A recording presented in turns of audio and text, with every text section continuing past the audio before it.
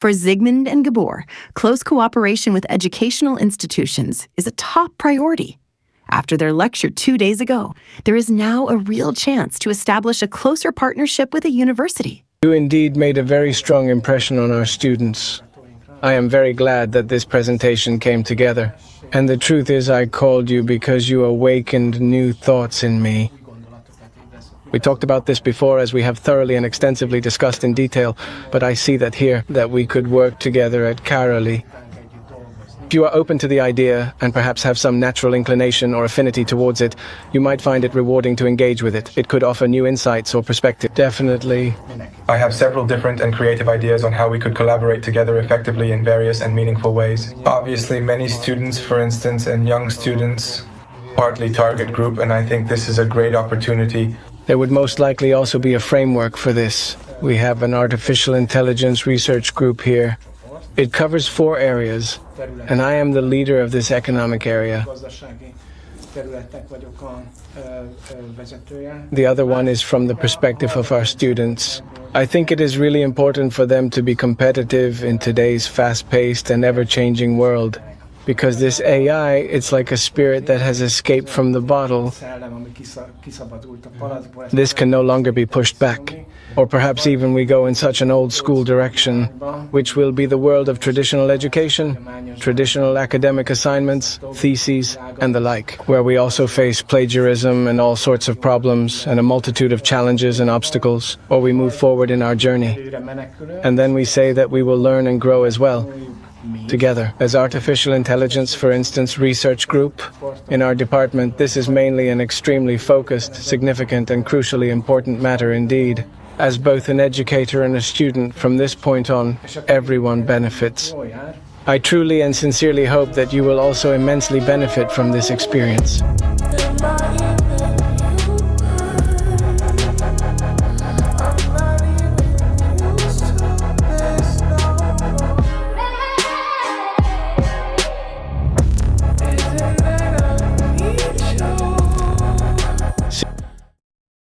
Zsigmond and Gabor met again with Alexandra. The team began working out the details of the new publishing model. We talked with Alexandra today about 2 different models. In the first model, the user has the option of a fixed, predictable, reliable, and stable subscription structure, such as to inquire thoroughly and comprehensively without limitation in order to learn about any book protected by copyright. In the second model, the user has the opportunity to purchase the rights. A book or any other type of work protected by a specific copyright, that they can ask unlimited questions about that one book and any related topics, subjects, or areas of interest. The huge and undeniably significant difference between the 2 models is that, very notably, in the first model, the user must commit to a certain subscription model, while in the second specific model, it states that I would definitely like to purchase this and this and this book for absolutely 300, 400 forints. I cannot download the book, nor can I look into the book at this particular point in time, but essentially speaking, I can definitely indeed ask about the specific few books that I purchased as many times as I want. So far we have been talking about Spotify. We will apply the model during the billing and evaluation process. What does this mean? This means that there would be a separate subscription regarding the fact that if the user otherwise interacts with what you and the publishers provide, if someone wants to ask questions about a book provided by them, it would be, I don't know, 2-3 euros per month. And then roughly 70% of this monthly fee. You know, in total, Spotify does it this way. Sorry, but is this by any chance 3 euros a month unlimited? Yes. Basically, the point is that he would subscribe for 3 euros a month and can absolutely indeed definitely ask about any book as many times as they want. That's right. And 70% of this 3 euros will be put into a pool, while YOLO keeps 30%. And we will put this 70% into a pool, and depending on how more or less frequently or infrequently users interact with specific books, or the books of specific authors, and how many questions were asked proportionally to this 70%. So let's say, if there are 100,000 users, then 300,000 euros. We will put 70% of a total of 300,000 euros, which is 210,000 euros, into the pool. If they ask about Stephen King's book, such as, for example, approximately 5% of the total questions, in particular, will be from that. In total, if it comes from Stephen King books, then approximately 5% of the 210,000 euros We will dispatch it to Stephen King, or more precisely, to his publisher as soon as possible. Then, what agreement exists between you does not concern us? This is indeed one of the models. This is the Spotify streaming model. Sorry, let me just add that it's not quite right, just a bit. On one hand, we indeed technically have to distinguish that users cannot just ask anything, because then they would question every word of theirs. However, there will clearly be certain regulations against overuse, so there will now be an upper limit. What we need to determine together is that you cannot ask the 150th question within the same day. So, there will be such a limit, and this model also works that way, ensuring that the user rightfully and justly receives their share from the $3 allocated to them, which they are entitled to. Yes, yes, indeed, absolutely. Well, every user is handled separately. If I only ask questions from the Stephen King book, for instance, then exactly 70% of my $3 goes fully to Stephen King. If you asked a question to Stephen King, Yes, but if I asked 100 questions, then that is my question. And only to this one, then it goes there. But if another user asks a question, pose it to Stephen King, and another question was asked, Why do you want to complicate your life? due to various reasons and circumstances as a result of this situation, it has led to this outcome. But Spotify does it this way too. The essence is that if you listen to a certain author from morning till night and absorb their ideas, thoughts, perspectives, and insights. So, approximately 70% of my monthly fee will only go to Ed Sheeran. Yes, but if anyone else listens to much less, then it is in general distributed like this.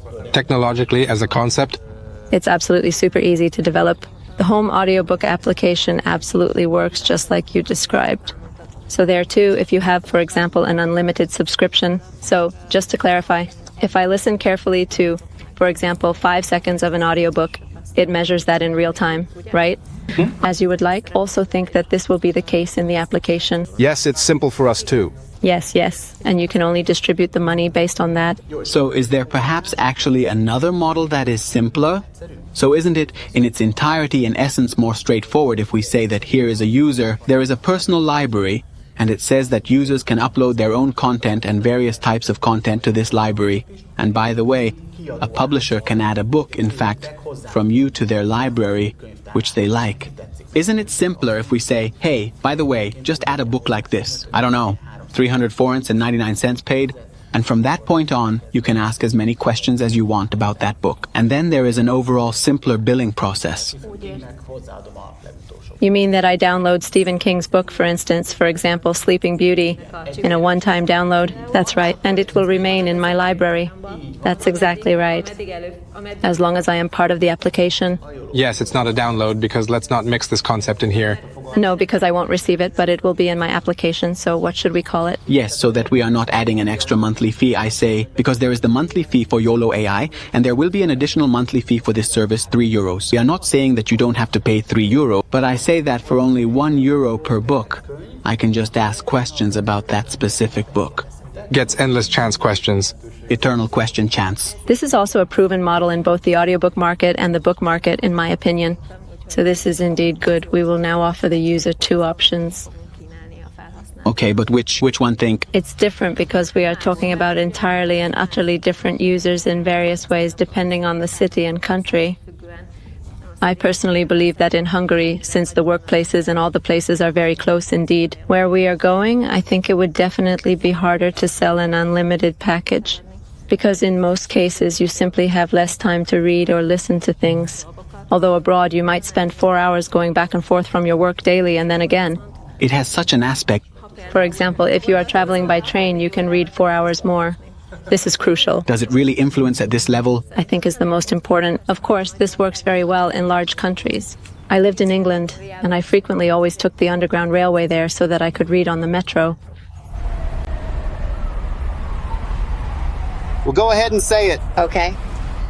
The first thing is that I check the application for the DUNS number, and normally it takes 30 days. Usually or typically take advantage of, but we have a little room to speed up the process. This means a few $100. I will discuss it with them further, and if I have more specific extra information, I will let you know. I urgently need this DUNS number as soon as possible. I actually just need this in order to register the company. Yes, this is a unique DUNS number. It is a global company that maintains a registry for every business. Then the large American companies identify foreign companies based on this, and the domestic entities as well, so that it practically refers to a company register. It's a shame about this thing for me, because without it, there won't be any. We will not have developer accounts with Apple and Google. All right, that is needed. Needs to be done. So please definitely buy it. Let's move on.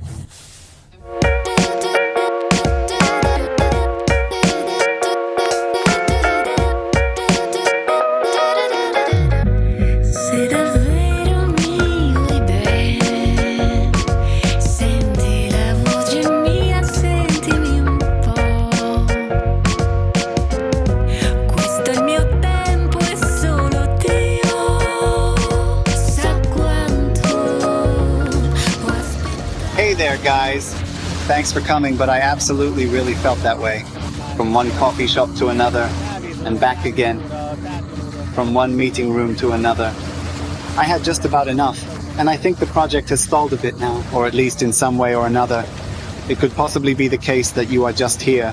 It would be better to be further along by the 11th day, that's very obvious, but I don't feel that we have wasted this time. No, I just felt that we needed to vent a little. At least I would like to vent myself. This is indeed really good. Betty just called, and actually, yes, certainly. So as you can clearly see, things are really tight. It will definitely go live in 4 days. I am, in fact, the result.